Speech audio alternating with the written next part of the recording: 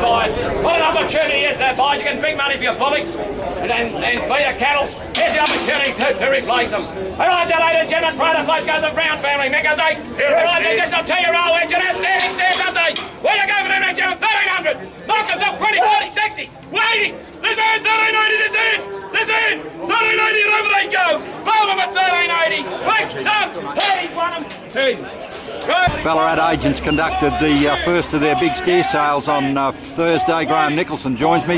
Graham, 4,500 cattle, just a little bit short of what you advertised, but an outstanding yarding of cattle, probably one of the best seen in Ballarat for a long time. Absolutely, and very, very much a credit to the vendors.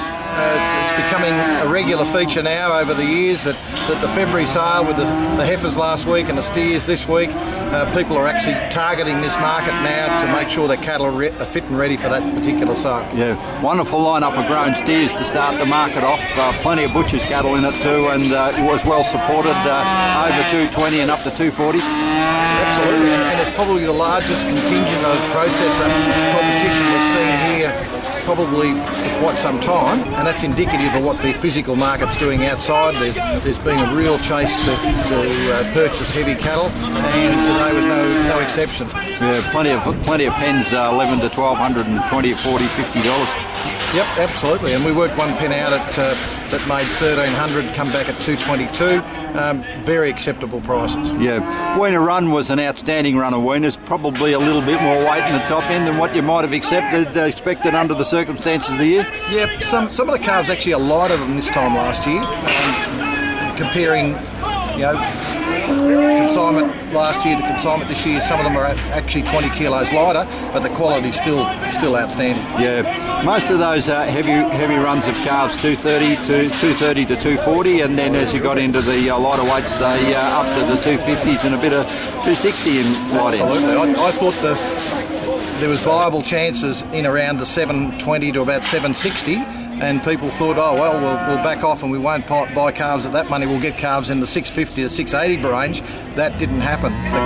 The job actually then plateaued, where 700 was the upset price, and they got lighter, got dearer per kilo, but still maintained at $700. Yeah, good inquiry from the other side of town, other side of Melbourne.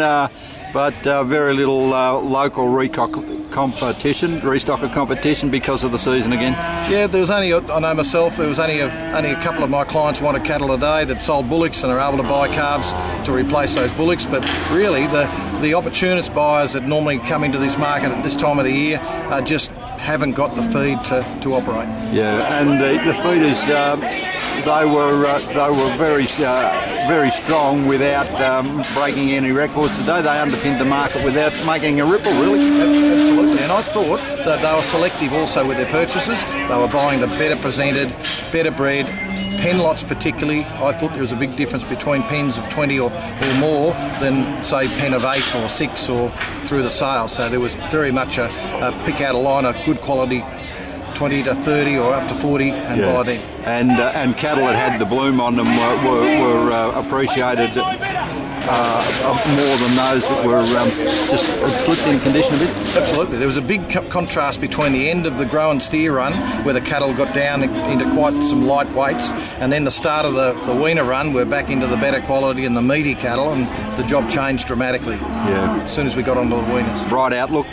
Oh, absolutely. I think finally the cattle producers are going to get some return for their years of what I would say is under cost of production. This year we might see, hopefully for the next 12 months, we'll see some consistently good prices for the producers to keep them involved and keep them going. Let's hope you're right, Graham.